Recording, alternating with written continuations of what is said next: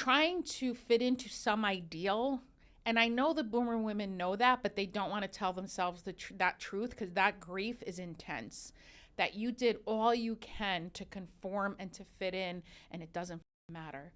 So be kind, live for yourself in kindness and for the people you love, because when you liberate yourself, you want that for others. You truly do.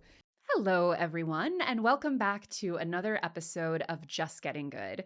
Today, I am actually sitting down with a very serendipitous and unexpected connection. For those who don't know, I have been on my book tour going to Williams-Sonoma stores around the country to do cooking demos and food tastings and wine pourings and talk about my new book, Having People Over. For those who haven't checked it out, it's a great book. But at one of my stops in Seattle, a woman approached me in the book signing line, and she said, I ended my marriage, joined the kink community, I'm a faith leader, and a million other things that I can't quite remember because I met 150 people that day. But she wrote down her name and number and said, you have to call me. I would be perfect for your podcast. And she was like, I know you probably won't, but here's my number just in case. And she doesn't know me because I was like, I will call that woman the second I am back at my hotel. So I texted her. I said, are you ever out here in New York? And she says, I come pretty frequently. My family's in New Jersey. I can always make a trip to the city. And I said, come out and let's interview you for Just Getting Good, because your story is something that I think not only is incredibly entertaining on its own merits, among other things we get to hear about her Polycule, which I'm always very locked into. I think it's also really important for women to hear and talk about because, like I think many women, she was reaching 50 and in a marriage that was not right or fulfilling emotionally, sexually, etc. And she sort of restarted her entire life at age 50, joined, as she said, the kink community, totally reinvented herself sexually and otherwise, and is now a happier, more embodied and more confident person than she's ever been. Our conversation was truly one of my favorites that I've done so far, although I think every interview we've done for this has been kind of a banger. But suffice to say, I am so excited for you guys to get to meet my guest today, Aisha, who is in from Seattle just to talk to you. Something that we talk about a lot on this channel is the importance of taking your finances seriously, especially when you are younger and have more time to plan for them. Almost every woman that I've spoken to on this show so far has either said their best advice is to start taking your finances seriously younger, or their regret is that they wish they had. They wish they had made different choices when they were younger, because when you have that time for interest to accumulate, for little savings to stack up into bigger ones, and time to plan, and your health and viability to be able to work, it is insanely important to take your finances seriously. I have personally been working with a financial advisor for a few years now, and I can honestly say it has totally changed my financial life for the better. It has enabled me to feel so much more confident and secure in so many of my decisions. It also helps me decipher the news, understand what I'm reading, and make better decisions based on information that not only I don't always fully understand myself, but also don't necessarily have the time to become an expert on. A financial advisor isn't necessarily for everyone. It's not necessarily something you may be financially ready for at this stage, but if you are in the place where you're thinking of making big financial moves, I highly recommend you set up a totally free phone call with Advisor to talk to one of their advisors and see what it could potentially look like. We absolutely love the team at advisor.com. We've been working with them for a long time. They are also operating on a flat fee model, which means it's totally transparent. Everyone pays the same regardless of how much they have. And it means they work for you and not for commissions. Check them out at the link in our description. Set up a free call. It costs you nothing to see. Aisha, welcome. Thank you. Thank you for being here all the way from Seattle. I was going to say sunny Seattle, but rainy Seattle. It's sometimes sunny. I mean, climate change is awful, and we get a lot more sunny days. So. That's true. I was just in Seattle for my book tour where we met, and you passed me your number, and you were like, I must talk to you. And I was like, I must talk to you. So tell me and tell our audience who you are, how old you are, and what brings you here today. So I am 55. I know, right? I was born in Egypt, Alexandria, and I came here as a toddler. My parents divorced when I was very young. I was 7, and my dad died when I was 13. So I was raised, and I have 2 sisters. One died when she was an infant, and I have a living sister who I adore. And my mom raised us as a single mother here in the United States by herself. She's a badass in that way. I remember translating welfare documents when I was 8. So a lot of the discourse right now, I'm like, wow, people who've never felt that or never grew up being poor in this country have no clue how cruel it is. And then at 20, I went to Rutgers in Newark. I'm a Jersey girl.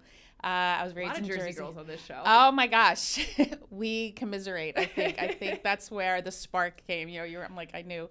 I met my ex-husband when I was 20 and left him 5 years ago when I turned 50. I have 2 children that I adore, and they're in their 20s. And I am now a faith leader in the Unitarian Universalist tradition. I am a religious educator. I also am a consultant. So one of the things I learned in Seattle is that people are not straightforward. Like, they are a little conflict avoidant and passive aggressive. So one of the things I do is lead workshops and coach people on how to have direct conversations. So that's me. I kind of, I've learned to be bolder as I got older. Yes. So yeah, I lead with who I am. I remember, I mentioned to you before we started filming that I used to have a bumper sticker on my car that said, "I'm you, you are you," Yes. because I used to go to the Unitarian church a lot. Yeah. I went through a lot of different religious sort of eras growing up, and one of them was the Unitarian church. And I remember thinking, even I was maybe 16, 17, all the way up through 18, 19. And I just remember thinking that it was sort of my one brush with religion where women seemed to be having a good time to the extent that the men were. Do you know what I mean? Yes, like the women totally. just seemed so, like, I refer to a certain genre of woman as like a wind chime aunt or like a turquoise aunt. And that was like all the women 100%. who were leading like the solstice celebrations. 100%.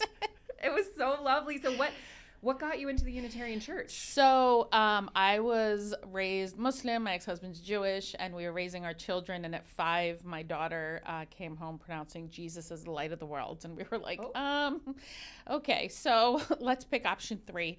And there was a UU church near where we lived at the time. And that's actually how I became a religious educator, is when I brought my children.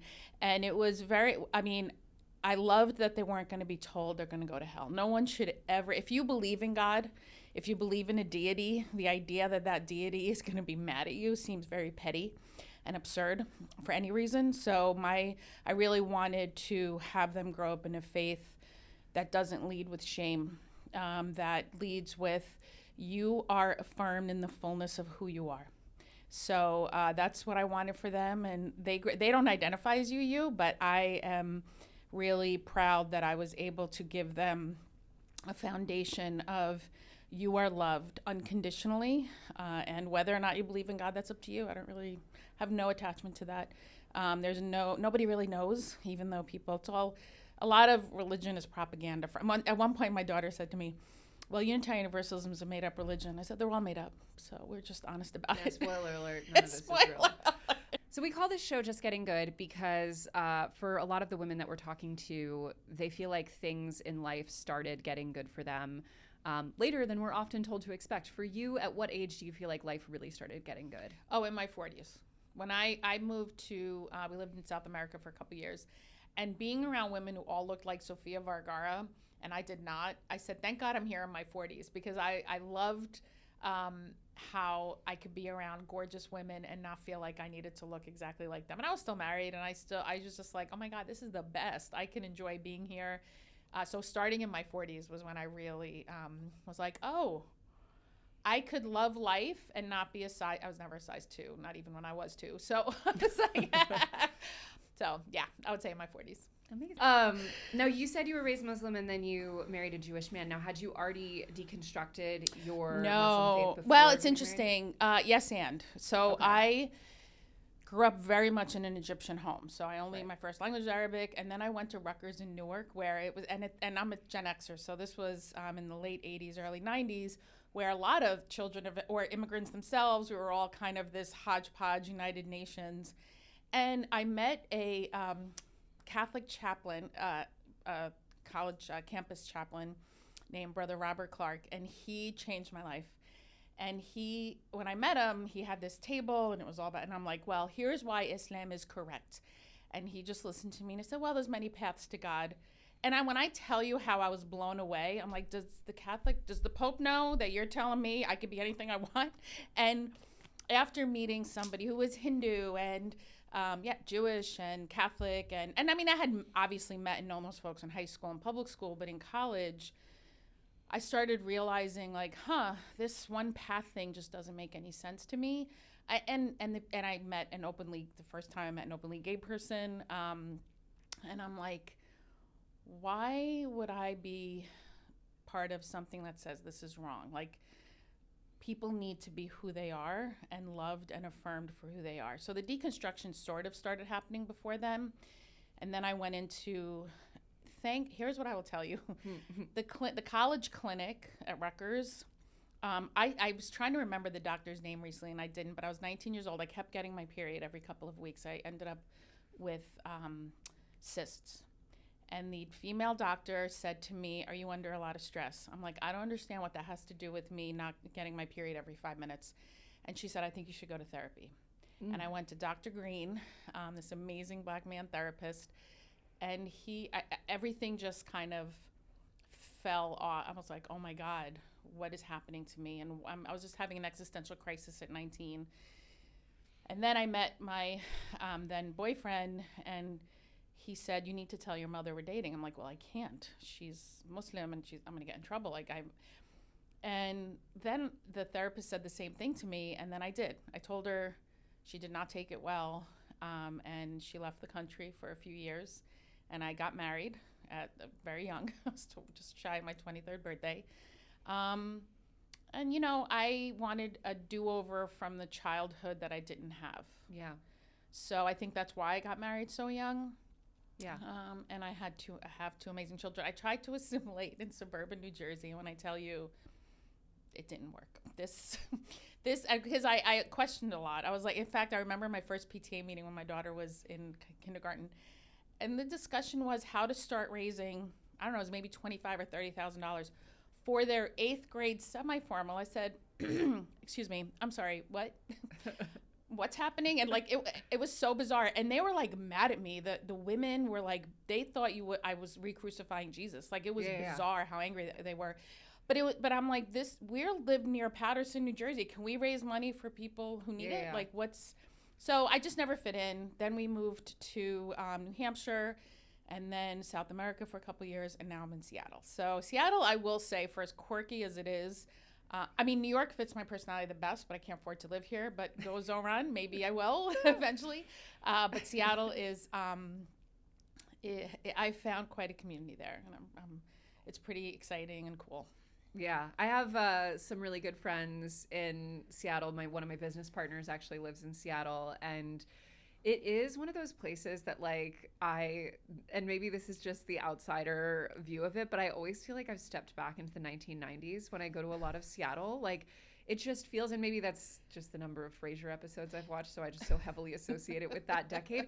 But I do feel like there is like a sort of alternative culture now. I think it's more and more sort of to the margins because of all the tech money moving in and things like that. But there does seem to be, as with a lot of the Pacific Northwest, like sort of off the beaten path, quirky, as you say, kind of energy to it that is nice to see in such a homogenous world otherwise. 100%. I learned the word Polycule there, and I'm part of one. I mean, it's a whole,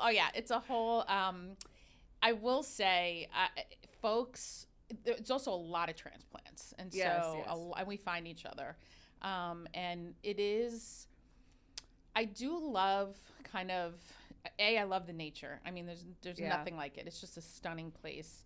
And the people, they appreciate what I bring. Like, I invite people over, and having people over, and I love to cook, and so I've had my neighbors over, and we're like family, and it's great. I mean, I live in this sweet neighborhood that is mostly Black and brown people, actually, which is unusual for Seattle. So I don't live in one of those super wealthy neighborhoods. But I live in a very sweet neighborhood. And so, it's an interesting place for sure. Now you've already gone and dropped the fact that you're in a polycule. So we got to go there. So part of what you said to me, now I'm not going to remember every detail correctly because I've been meeting the number of people I've met in the past 2 weeks. Like, I think I've permanently fried some synapses in my brain on this tour. But I remember you telling me in sort of the chaos of the signing moment that you were like, I broke up with my husband. like, I'm a faith leader. I like rediscovered my sexuality. I'm in a polycule, like all this stuff. And it was like, and you left your number for me. And I remember you thinking like, or saying something like, I know you're not going to call me, but just so you have it. And I was like, hell yeah, I'm going to call you. Like, what are you talking about? So take us through sort of what it meant sort of in practice for you to, at 50 years old, leave your marriage and discover your sexuality. You know, one of the things that I realized, my ex-husband, I mean, I would not say a 30-year marriage failed, right? It ended. We grew apart.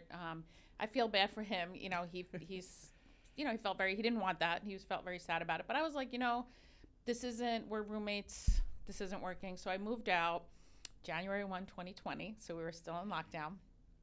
And wait, no, that was before lockdown. It was in lockdown. We were in lockdown when I moved out. Yeah, we were. And it wasn't, I was going, I mean, it had, you know, you plan for a while. I kind of tried, and I remember my therapist telling me at the time, tell your husband you're trying to save your marriage. I said, I will not, because he needs to say yes to therapy because I'm in pain, not because because I knew he would go, but I wanted him to go because I was in pain. Like it was, so I mean, and he, to be fair, when I told him I'm leaving, and he offered therapy, and I'm like,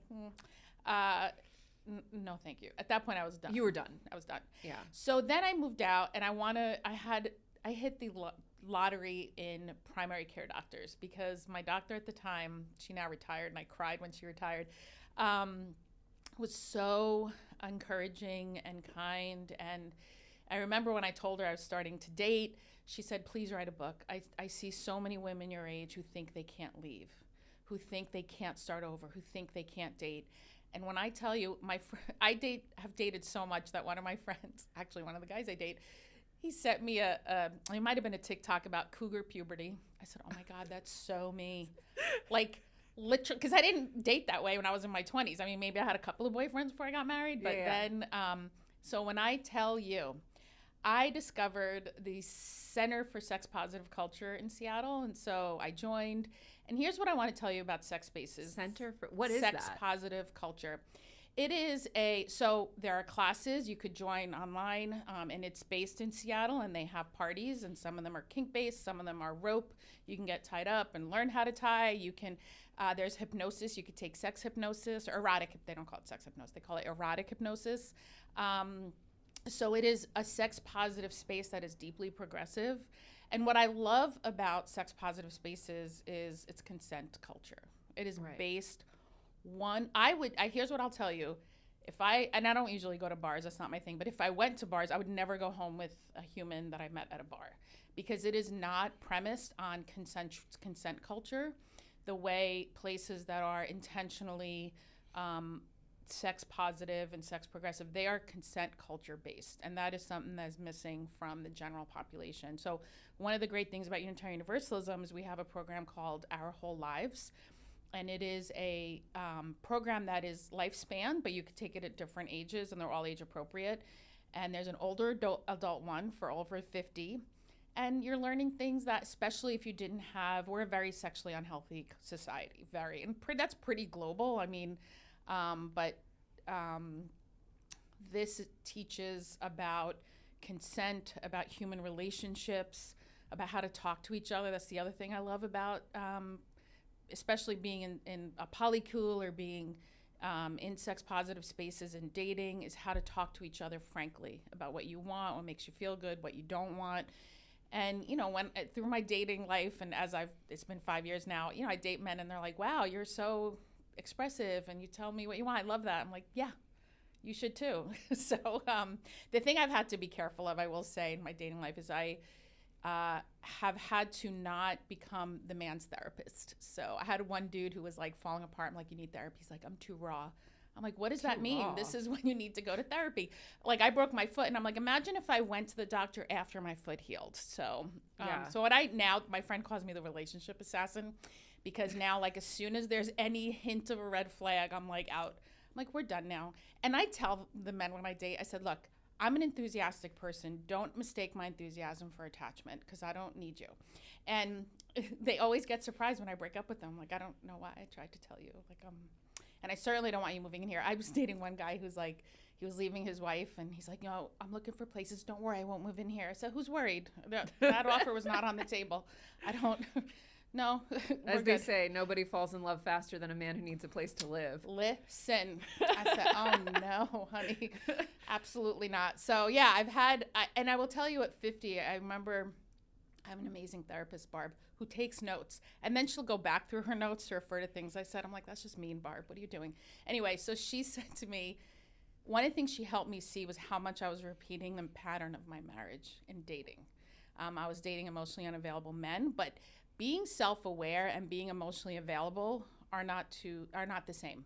So I'll date men who are like, oh yeah, this is me. I'm married to my work, and I'm just a workaholic. And I'm like, okay, so you're self-aware, but that's not emotional maturity, because when you die, Amazon's not going to give a shit that you are dead, and they're going to replace you. So that's the other nuance that I've realized. And the result of my healing over the last 5 years is I date a lot less, and I enjoy dating. I mean, it's entertaining, if nothing else. My doctor also encouraged me to write a book because I would tell her about my dating escapades, which were hilarious. Still are. But I date less because I love being with my girlfriends. Following you has been great because I'm like, oh my gosh, I do the same thing. I love having people over. I love, I have a committee. I have friends who are like, I will go through my dating life with them. And the other advice I'd give to women is have friends who tell you the truth. Yeah. Have friends because I have friends who are like, Aisha, and I'm like, I know. So, and it's invaluable because I'm a better person because I have people in my life who will tell me the truth, even if I don't want to hear it. Okay, we got to take this one beat at a time because there's a lot in there, and I had like 5 questions line up in my head as you were talking, so I want to go through them. Now, first and foremost, you had mentioned in that you and your husband, by the time you guys separated, were roommates essentially. So you were, and that was, and feel free to not answer and we'll cut this, but were you only sexually with your husband for the 30 years that you were with him? Yes. Oh, yeah. Okay. And then for a lot of that, there really wasn't much of a sex life. I mean, it was, yeah. I mean, it was, it had, as with long-term marriages, it had dwindled. So did you, when you were preparing to leave that marriage, had you already sort of thought to yourself, I want to explore what's out there romantically, sexually, or were you just like, I would rather be out of this marriage than in it, and then that whole aspect of your sort of second act came to you unexpectedly? Oh no, I knew that I wanted to. You were like, I'm ready to have a hot girl summer. 100%. I mean, oh no, and especially because I had already started teaching our whole lives, and once I started learning about healthy sexuality and healthy sex spaces and affirming, there was no turning. You can't unring a bell. As soon as you learn what it could be like, you can't. It's hard to come back into the cave. And so it was, when did I get, maybe 2017, 2018. I mean, I was trained long before that for a younger age owl, where you learn the body parts and I would tell parents, like, if you don't teach your children your values about sexuality, other people will. And it's not healthy out there. And so one of the things we teach with consent, and I'll get to the, I'm taking the circuitous route. Yeah. Like, don't make your children hug people they don't want to, even if it's in their family. If they do not want to hug grandma or the creepy uncle, don't make them. And so as I'm learning, like, all the different ages of our whole lives and sex affirming education, I'm like, I want a part of that. I want to feel that. And it's part of the human condition. And we were talking about Dying for Sex, the show. Yes. If you have not watched it, please watch it. Whoever is watching this, it's so good. And it is truly the healthiest representation of female friendships, of kink. I was so shocked. I had no idea, because I didn't listen to the podcast. I had no idea this woman's journey. But her exploring kink and finding kink, and it was such a healthy representation. And her friendship with her best friend, the love of her life. And my soul sister is in Columbia, Maryland. I called her. Her name is Aisha as well.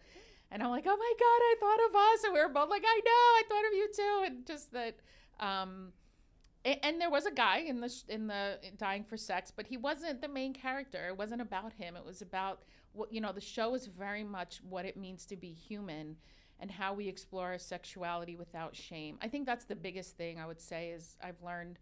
I didn't know who I was when I was 50 because I love my mother. This is not about not loving people, but I wanted to please her, and I knew that wasn't a thing. And I wanted to please my ex-husband. That's not a thing. And I want to show up fully and be loved and affirmed for who I am and how I show up. One of the most touching moments I had in my life in the last couple of years, my friend Jessica said, "Do you want to come with me to my Yale 40th reunion?" And I'm like, oh my gosh, Yale, yes. And then I said to her, "Oh, but I don't want to do anything to embarrass you." And she looked at me and said, "There is nothing you can do or say to embarrass me." And when I tell you, I almost no one in my life said that to me. No one. Everyone should feel that kind of love, that you will be loved and affirmed. And I have found that I found it a lot in my life, but especially in my post-divorce life. It's and then people have said to me, they have permission to explore things they wouldn't otherwise. Something you mentioned, and we're going to get back to the sex of it all and the Polycule, because I need to finally sit down with a person in a Polycule and understand how they run things financially. So we're going to put a pin in that, and we will come back to it shortly. But I did want to touch on something that you said earlier that I think really resonates with me, which is that you value candid communication and honesty, and that, a lot of people, you had mentioned that Seattle can often be a place that's very sort of circuitous and passive aggressive and conflict avoidant to, I think, an unhealthy degree. I think a lot of that is, if we're being totally honest, certain substrains of white culture. And Seattle could be a very white place, not entirely, but it definitely can have a lot of that sort of, I don't know, sort of superficially nice. And that's part of the reason I love New York so much, is because I feel like you don't get a lot of that. You get a lot more candor. You get a lot more directness. Have you read the book Conflict is Not Abuse? No, but it sounds like I should. All-time banger, all-time. I have a few all-time banger psychology books, and that is one of them. And I guess it's sort of in between psychology and kind of what you do as far as conflict management and that kind of thing. But it's something that I've been thinking about a lot in the past few years of, what the actual, because I think being not super direct, and obviously with care and compassion, we're not screaming at people, we're not berating them or insulting them, but not being direct with other people and with ourselves, I think we often are taught or think that there is something kinder about that, or that there's something more benevolent about it. And I think in practice, not only does it often end up with people, being dissatisfied, being, in disharmony with each other, not getting what they need, etc., but I think also can take what could have initially been a very small problem and make it something enormous. And I think about a lot of the women that I've been interviewing for this show who have been separated, a lot of them have talked about the fact that it took so many years of things being sort of not great, but not terrible, and not advocating for themselves, not directly communicating their needs, and so on. And so from your mind, was it sort of just like a dam break moment of when you left your marriage, you're like, okay, I'm never, being quiet or not being honest about these things again? Or had you sort of started already putting that into practice, and that's what led up to you feeling the confidence to leave your marriage? Oh, it's a great question. So in my younger years, I did try to people please a lot, and it was a trauma response from my childhood that went well into my 20s. And you realize with people pleasing, no one's pleased. And the thing about sweeping things under the rug is you trip over that rug. Yeah. Because the mound gets bigger and bigger. And as I realized that no matter what I did, there was no such thing as people pleasing. And I read once a quote, and it was probably part of as a child, I read Jonathan Livingston Seagull. So I always had the seed of wanting to, fly and do my own thing. But I read a quote that said, never explain yourself to people committed to misunderstanding you. Yeah. And I read that probably in my 30s. And I realized that the more I kept trying to explain and tell people the truth, whatever that was, it didn't matter. And then I realized, like, there is no formula for me to, and it's also an insidious form of trying to control other people. And in this conflict avoidance and like, oh, if I'm just nice, I'm going to elicit a certain reaction from another person. And none of it's authentic. And so none of it's sustainable, and none of it lasts. It falls apart at some point. And so I found as I got older and my kids, I was committed to not being a single mom like my mother. And she did the best she can. My father died, so he really wasn't in the picture from when I was 13. And I saw how hard it was for her. And so, what we did well was raise our children, and my kids are amazing people. But then as soon as my younger one, my son, went to college, and I'm like, uh-oh. It wasn't gradual because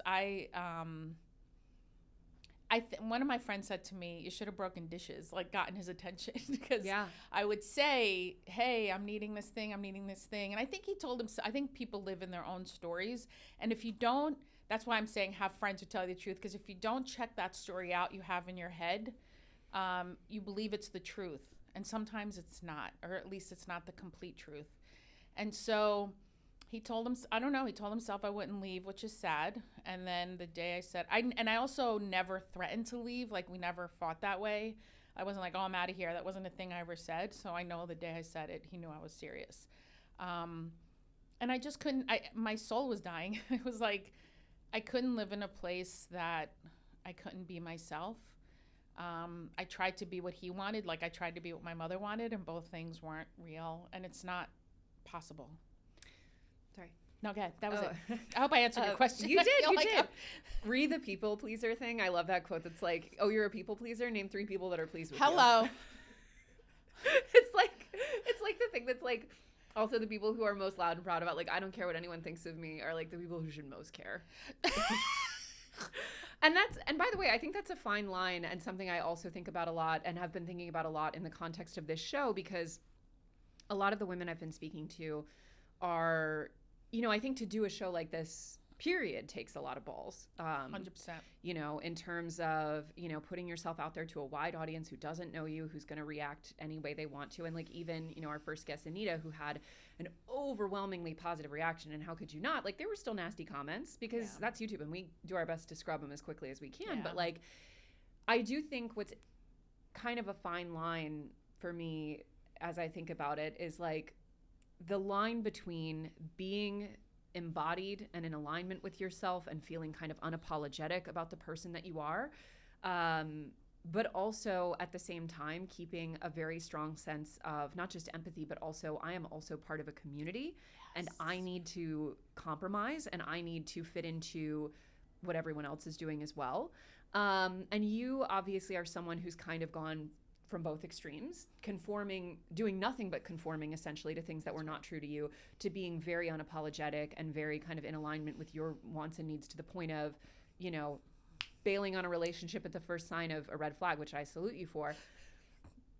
How do you recommend for younger women who are feeling like they're having a very hard time striking that balance, and feeling like they're often erring toward the side of conforming to everyone and everything else and putting themselves last?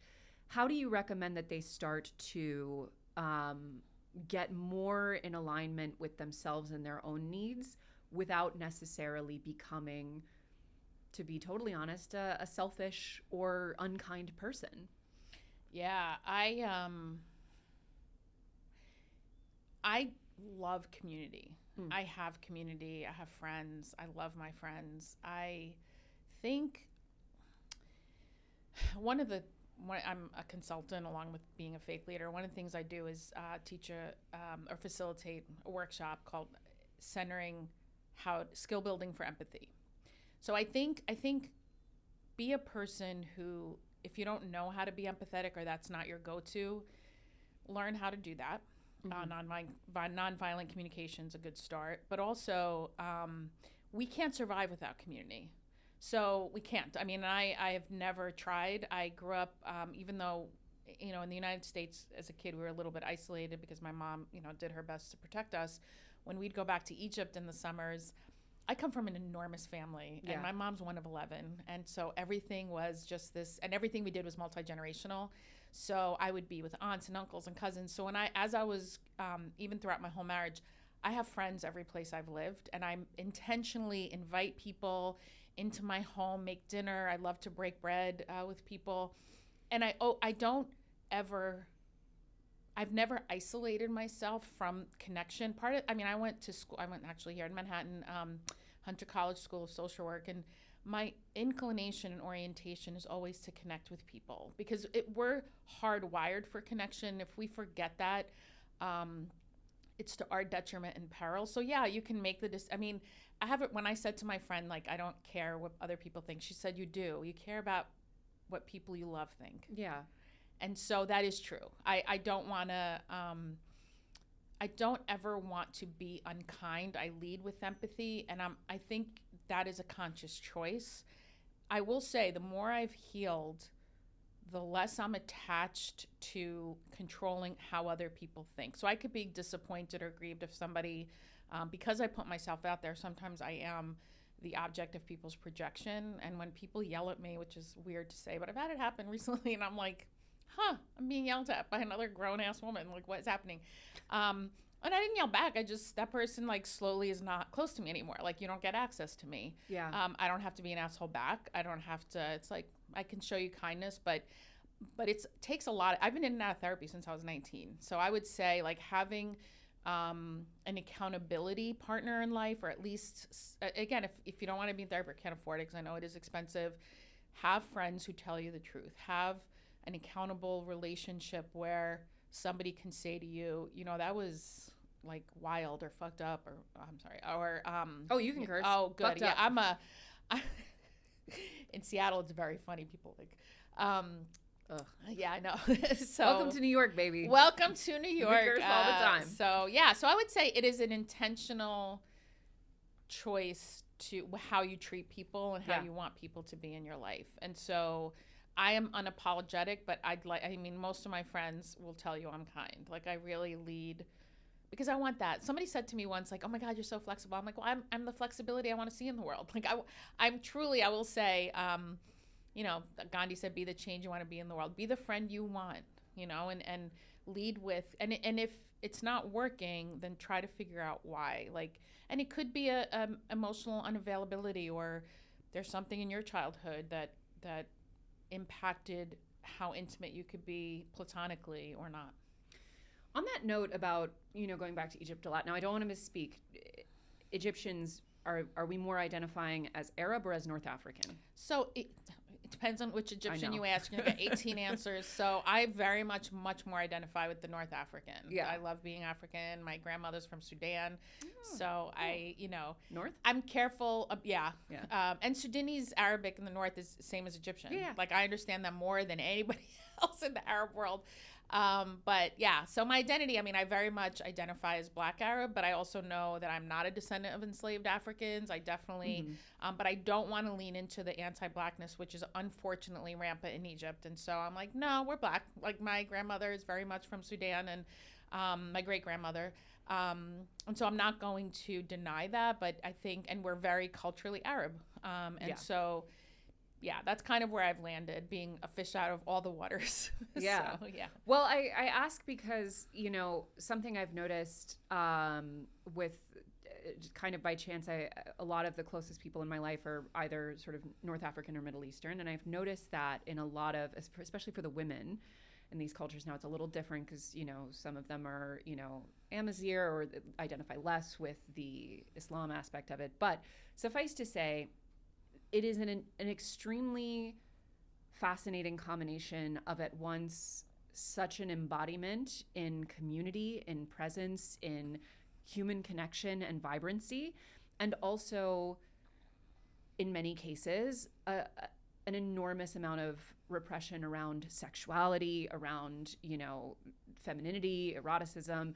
And so being from that background and having not just the religious experience of it, but also all of the sort of community, family, cultural experiences of it, do you feel that your background, specifically as an Egyptian woman, shows up in how you are now navigating these spaces and this new sort of era of your sexuality? And if so, can you talk about how and sort of the experience of that in the context of not just a very American, but a Pacific Northwestian scene? Yeah. So first I had to deconstruct the shame. Yes.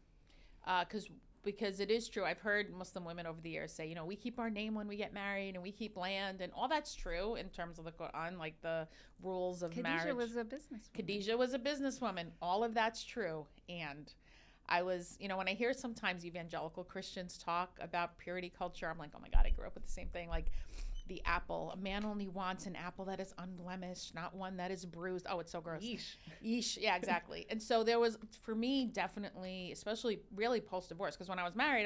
It was, you know, the rules. I was following the rules. But when I got divorced, I didn't realize quite how much shame I was still carrying.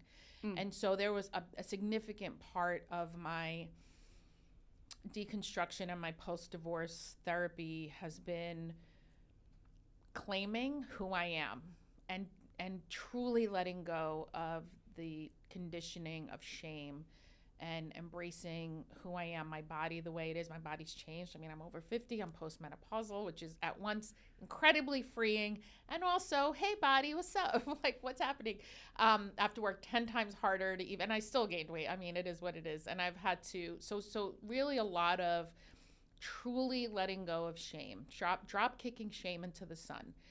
That I mean, I'm pretty sure I've let go of most 99.9% of it, but every now and then, I mean, we don't heal. Healing's not linear. It's a spiral, right? Mm-hmm. So once and it's through practice. Like the more I dated, the more I just became sexually active, the more it was like, oh, okay, actually, I don't have to look like Beyonce or whatever. I mean, not that was ever my, but you know, I didn't. It's more that how confident I was, and yes. That's what men respond to. Really, and to me, I was surprised at how much men respond to my confidence and just like being unapologetically me and having fun in the fullness of sexual experiences. And again, that going back to dying for sex, I think seeing her progression, she knew she was dying, but she also knew she wanted to feel everything there is to feel with our bodies and our minds and intimacy and all it's the range. And so for me, I love being Egyptian. There are things that I love about being Egyptian. It is how hospitable I am and how, I mean, I am an extrovert with a capital E. I don't know if that's because I'm Egyptian raised in Jersey, maybe, but I lead with that, you know, and it's who I am. And I am a great cook. I make amazing Egyptian food. I've learned to make food from other cultures as well. And wanting to connect has always been a part of my childhood with a lot of people that has fed me. That has really, so the Egyptian part of me is how I carry myself and the hospitality piece and kind of I'm a lot.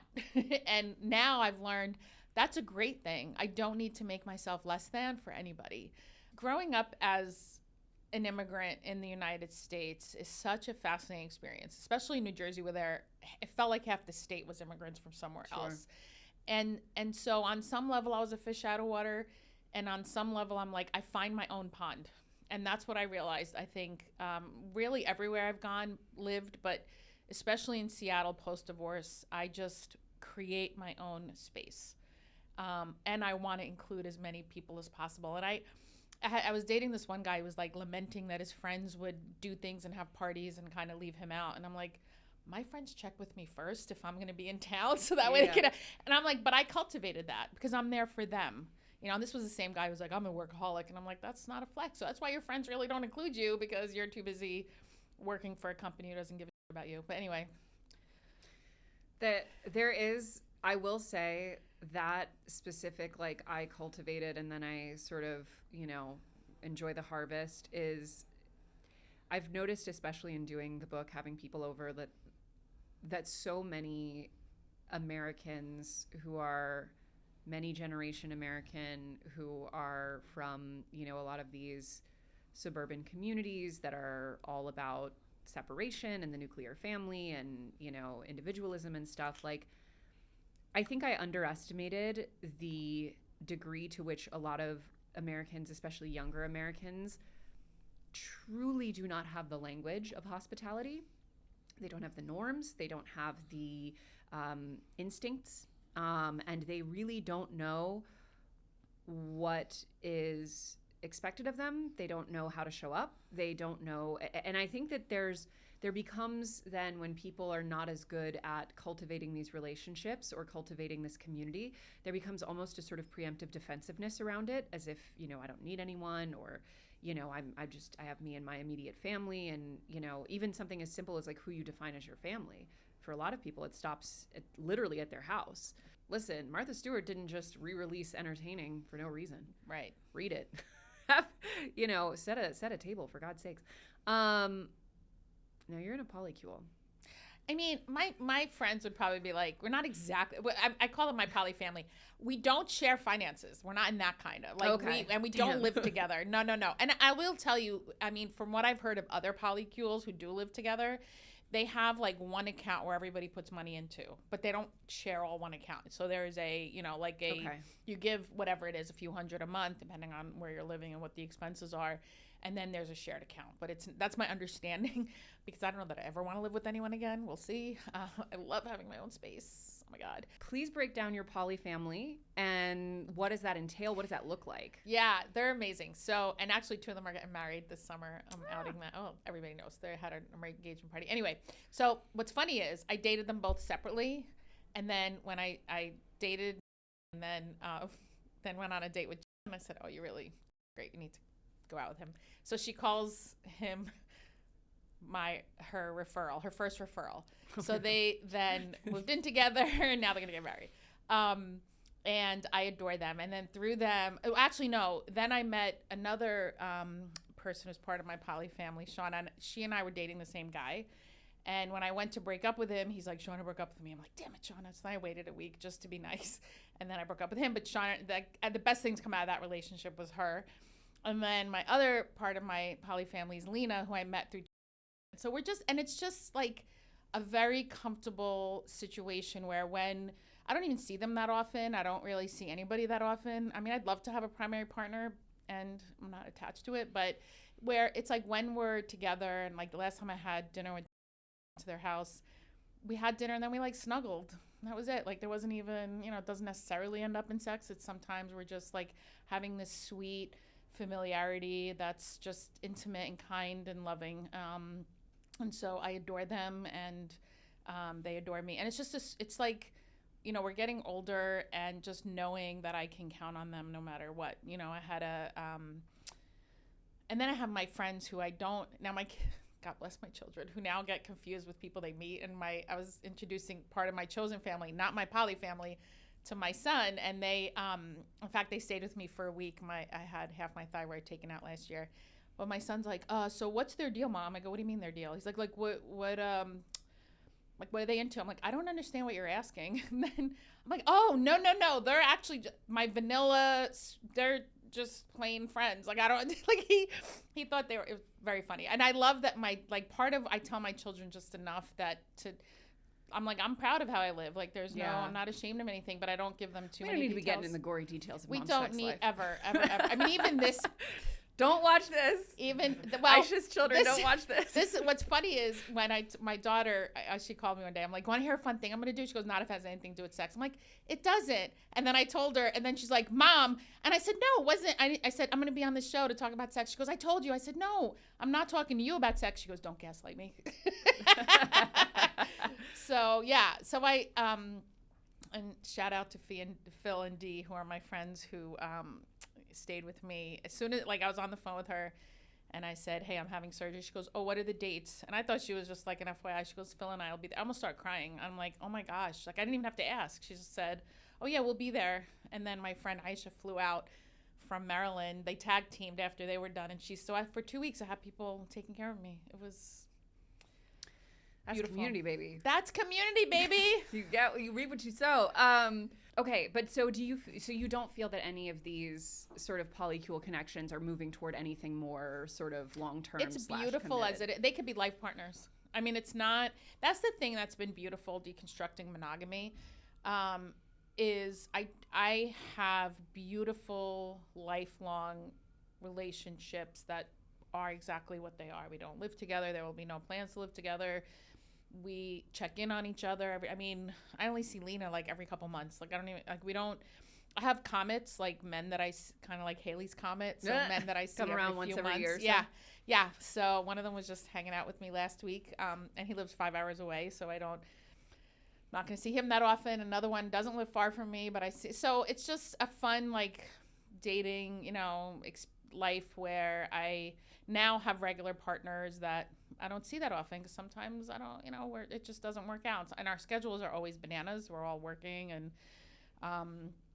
so it's very fluid, and once the thing, people, my friends who are monogamous who are like, I don't understand how this, I said, anything that makes monogamy toxic makes non-monogamy toxic.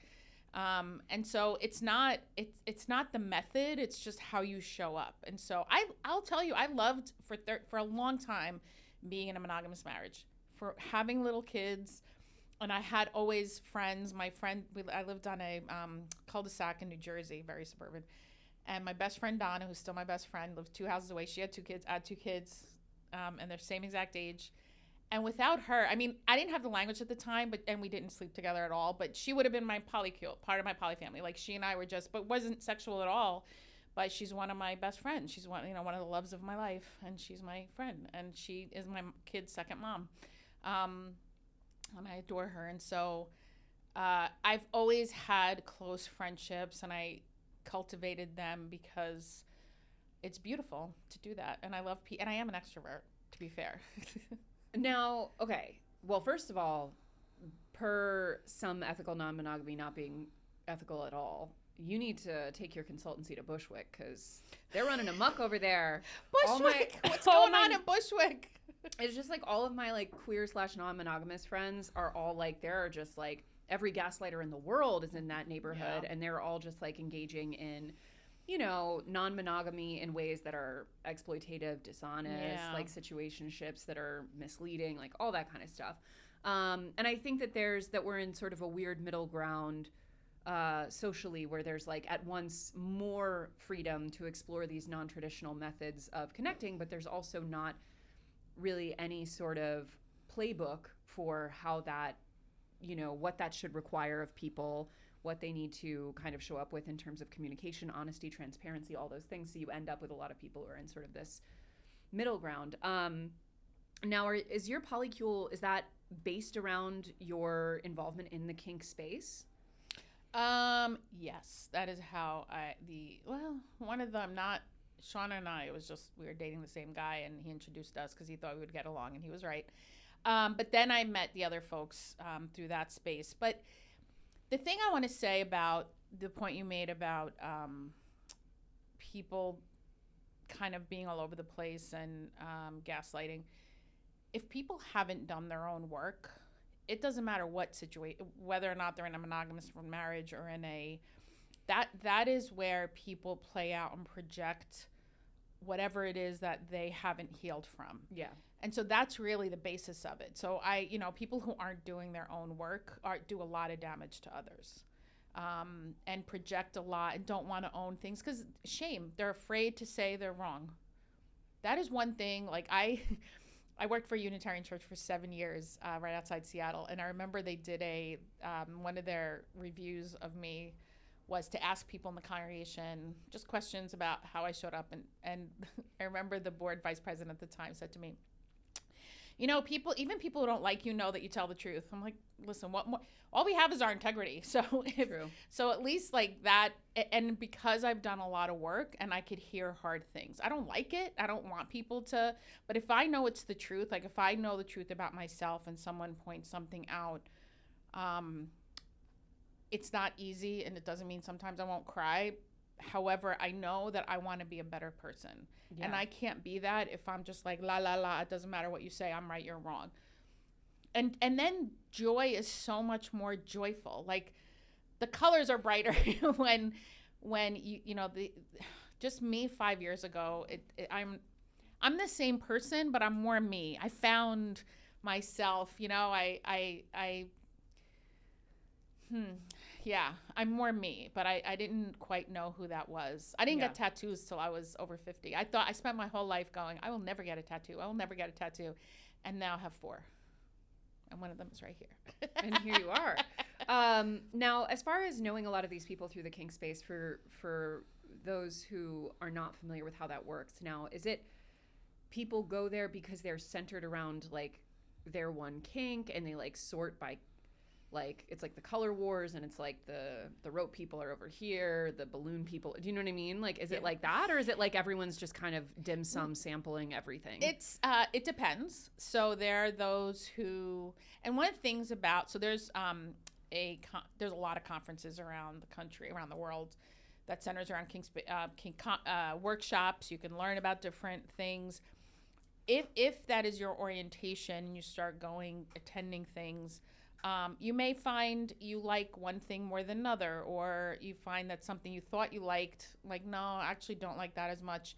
But it's through, because at least the spaces I've been in, they're so, the baseline is consent, the baseline is knowledge, is education, and the community really takes care of each other. Like when there are consent violations, it is huge. We tell each other, we say, avoid this person engaged in a consent violation.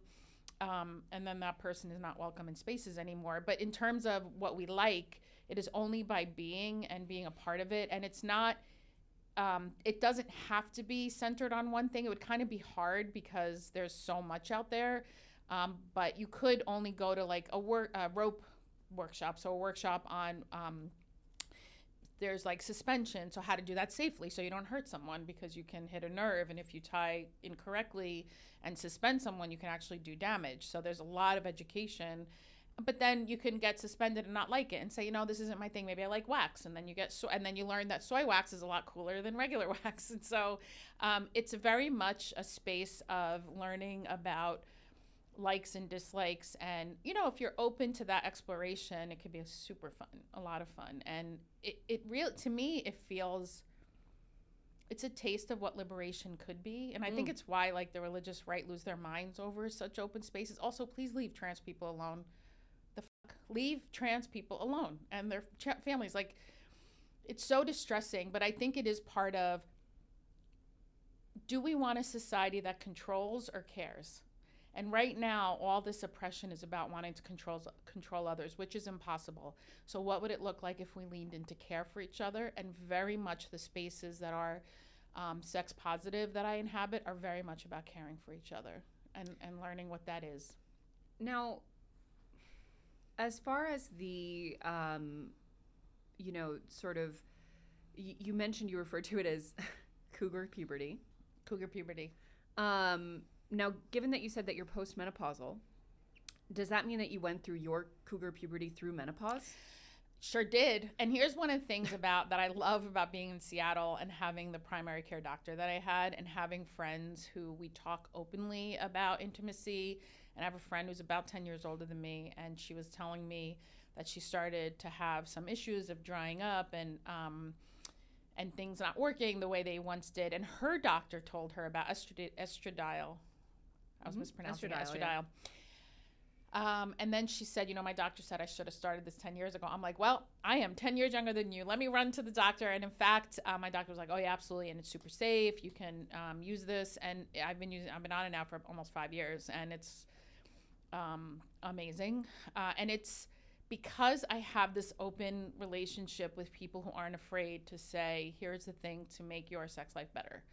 And it was great. And it was, and so my doctor, again, I'm so sad she retired. I have a doctor now, is lovely, but she looks 12, but I think she's not. Not a doctor that looks 12. Can I know how old you are, please? Because I think she's in her 30s. Anyway, she's lovely. But my doctor before was so affirming of, I get tested. That's the other thing too about sex spaces, is very open with exchanging tests and making sure that we're on top of that.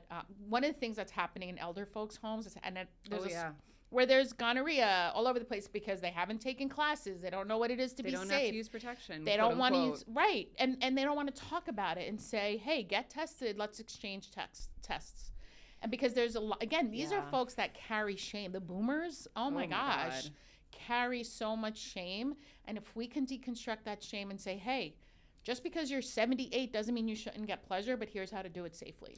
That is the thing. You mentioned the religious, kind of freak out about this stuff. And, obviously you come from a pretty religious background. A lot of people do. And unlearning that shame is a huge part of, even if they don't go into, more sexually liberated spaces, that's a huge part of just becoming a fully formed adult. And I think what is so insidious about shame is not just what it does to the individual, but how much it gives this very kind of cruel sense of like, you don't get to not be ashamed of the thing that I'm ashamed of. Yes. And I find, especially you talked about the boomers, when I look around at people, older people that I've known, in my own family or in kind of the world at large, like there's something about it that I'm like, oh, you really don't want, like, it's like, I don't know, like a video game system or something came out that you didn't get to play with, so you don't want anyone else to, you really don't. And I think that is like for unlearning the shame, part of it is also just accepting that, like,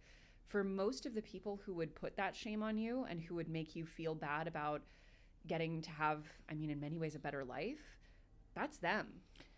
100%. That's where, like, going back to your question about how do you live fully and not be an asshole, basically. I know that wasn't your exact question, but you said it. But that's the thing is centering, letting go of shame, which is so, I cannot quite put into words how good that feels, because I want it for everybody else. Yeah. I want everybody else to feel affirmed in the fullness of who they are, affirmed in however they express themselves. And people who want to control others, we're seeing it on steroids right now. It doesn't work. It's not going to work. And all you do is make yourself miserable and everyone else around you miserable. And it causes a lot of, it's one thing to just cause pain, but people are being punished for wanting to simply be who they are. And that's what we have to stop. It really feels like you get that feeling of like you've been unplugged from the matrix and you see other people who are still plugged into it. Like a big thing is like boomer women in bodies. Like, I don't know how, like boomer women are addicted to telling you how big someone's gotten, or like injecting their size into otherwise completely unrelated stories, or just sort of like, you can tell that like they're gonna, and I think for a lot of these women, at least women my age who I think have, kind of deconstructed their ideas around body, weight, food, all of that, who are just kind of, I think we're ebbing a little bit from the body positivity into more of like body neutrality of like, I'm not gonna make a performance of the fact that I'm, I weigh this amount, or like, this is how much I weighed on my wedding day, or like, this is what I do and don't eat and all of that. But you see these women who like, I think for a lot of them it's like, damn, you're going to die like this. You're going to go to your grave never once fully enjoying a plate of food because you have to beat yourself up about it, or tell everyone how many Weight Watchers points are in it or whatever. Right. And so I do think like you can, or at least I have experienced a feeling of like going from anger and resentment and resistance at these really toxic ideas and oppressive sort of modes of being, which is valid, right? Like nobody should be putting that shit on you. Nobody should be like having you walk in the door and tell you immediately, what you look like, or, what they feel about your decisions. But on the other side of that, there's also this empathy of like, good Lord, it must suck to be in your brain. Oh my God, it must be miserable, because the thing that's true, we're going to die and it's not going to matter. When I follow, you and I are on TikTok. I'm on TikTok a lot. You better be making TikToks, because you need to be. I need to be more intentional than I am. Yeah. And there's a few nurses, or maybe also on Instagram, that taught hospice nurses who talk about people on their deathbed. Never do they say, I wish I weighed less or I wish I ran more. I used to run. I exercised 6 days a week at some point in my life, and my lifetime record for 5K is 28 minutes, which now is like, I do them now. They're like, if I get under 40 minutes, I'm thrilled, or 45 minutes. But I now have, and I used to weigh a lot less, and getting to reading The Body's Not an Apology by Sonia Renee Taylor. And one of the things she says is, she goes, I'm not into body acceptance. I'm into radically loving yourself. Yeah. Like radical self-love. And that is knowing that this is it. This is what we have. Do we really want to spend it conforming to capitalism? Because that's all it is. It's violent extractive capitalism that says you are not good enough. You need to have something different. You need to be different in order to do what? Accept people, men who are going to hurt you and say you're still not good enough. When I think I don't know how old I was when Halle Berry, I think, or some celebrity got cheated on. And I'm like, wait, so you can look like that and have a husband and still be cheated on? Y'all can go fuck yourselves. Like, yeah. No, no, ma'am. Like, what? So it doesn't, like, trying to fit into some ideal. And I know the boomer women know that, but they don't want to tell themselves that truth, because that grief is intense. That you did all you can to conform and to fit in, and it doesn't matter. So be kind, live yourself for yourself in kindness and for the people you love, because when you liberate yourself, you want that for others. You truly do. I do. I know you do, because I follow you. Oh. As a last question before we get to our rapid fire that I ask everyone, you know, as someone who went through their kind of sexual rumspringa at 50, and who prior to that was not feeling fulfilled but knew that that was something that she wanted, I think that's probably the truth for a lot of married women. A lot, maybe the majority, I don't know. We'd have to look at the stats, but it's rough out there for a lot of our ladies. But I think a lot of them have a feeling of, who's going to want me? Is it going to be scary and awkward? Is, you know, all of these anxieties about, I think especially the transitional period of going from imperfect as it may be, non-existent as it may be, this person that you know and feel comfortable with and feel secure in yourself about, to this sort of unknown of being judged and perceived and seen, even quite literally seen, naked or what have you. I would love to hear about your experience, that initial transition into, you know, being this new sexual person, but also what your advice would be to women who feel sexually unfulfilled, but very, very nervous, hesitant about, you know, trying something new. There's a little element of just jumping into the deep end a little bit, because I will tell you, I mean, God bless them, I say this with as much kindness as I can muster, men will anything. Like, and I don't mean that unkindly. It's just my anecdotal research. It's not, they're not waiting for Beyonce, like, at all. And so, but I would say start with therapy, a coach, and get friends. My suggestion would be, because I did this, I was like, oh my God, I need to get into another relationship to prove that I'm lovable and that I'm sexy and that and my first date, I guess, or partner, he was this Alaska fishing boat captain, because of course he was. And it was like having sex with Popeye. It was great. Like, he threw me around like I weighed 80 pounds. Like, it was amazing. And it was a non-issue. Like, once that happened, I'm like, oh, I could be who I am, how I am, and my belly's not flat by a long stretch, you know, none. And I'm like, oh, all right, we're good. We're having a good time. So, but it did, you know, and I'm still in therapy, but I think having people around you who tell you the truth, who are honest, and you can, the thing is, I have my life partners, even before my poly family, and they're really my friends. I mean, they're my friends. I have people who affirm me just as I am, because I affirm them just as they are. And I think start there before, and don't be attached to, because listen, there are so many lonely men out there. It will not be hard to date or even get another husband, but you're going to keep repeating your patterns unless you understand how you got into the situation you're in. So that has been a big part of my healing, is like I said, my therapist takes notes. Thanks, Barb. And repeats stuff I say. Again, very annoying, but very accurate. And she'll say, you're repeating a pattern. And one time oh my God, this was really helpful. She had me write down every single man I was in a relationship with, including my ex-husband, every single one. And at this point, it was, Cougar Puberty. I had quite a few. And she said, write down what attracted you to them, what you do for them, I'll put that in quotes, what they needed from you, and what you need for yourself, and how you can, turn that into nourishing yourself. So it's been an interesting exercise because I definitely didn't realize how much I was repeating the pattern of really emotionally unavailable men, because my mother, bless her heart, and I adore her, and is an emotionally unavailable person. I married an emotionally unavailable person, and I started dating emotionally unavailable men. And now I would say just in the last year, I've been less interested in dating. I still date, but it's like, you have to add to my life. I heard somebody also on TikTok say, men are not competing with each other. They're competing with my alone time. So my alone time is that great. And I would say for women who are just starting out, you really do have to learn about yourself, because you're just going to keep, and why do it a second time with the same exact thing that you didn't like the first time? Like, really.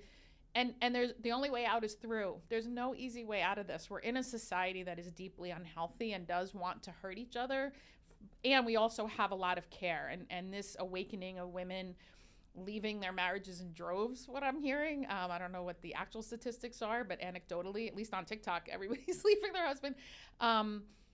The beauty of that is there is a lot of community. There's a lot more community than there ever was, I think, of women saying we don't want this fairy tale that never existed life anymore. And now we've come to our rapid fire questions that we ask all of our guests. So Aisha, say whatever comes to your mind, and if you want to skip, you can skip. But what is something about aging we don't talk about enough?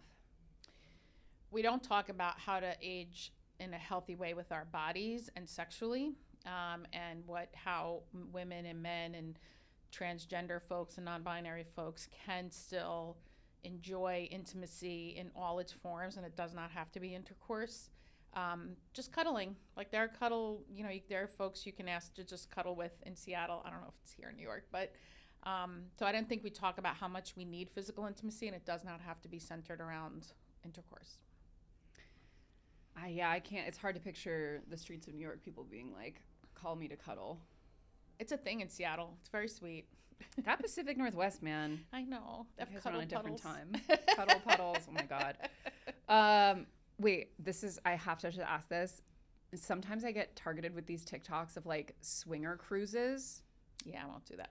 Swinger space is still very male gazy. It looks very like they just have this most sinister vibes about them, and like also they'll be like, here's the playroom, and it's like just this giant carpeted ballroom just like covered in mattresses on the floor. I'm like, swinger space is not the same as kink space, and swinger space is still for me, because I did go once, it's very still, while there are bi men and women, it's still centered on heteronormativity and still centered on the male gaze and marriage, which is fine, and it's still very consent culture, to be clear. They're still very like, you only have to say no once, but it's not my thing, but it is still very male gazy. It's not, I would not go on a swinger cruise.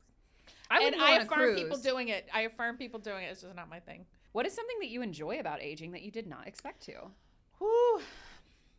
I love that I realized I was wearing too many people's expectations my whole life, and realizing that right now people love when that we're showing examples, women like me, of living authentically. And I'm leaning into it because I'm like, why wouldn't I? I now have learned enough about life being 55 that I get to embrace who I am, and I get to embrace others.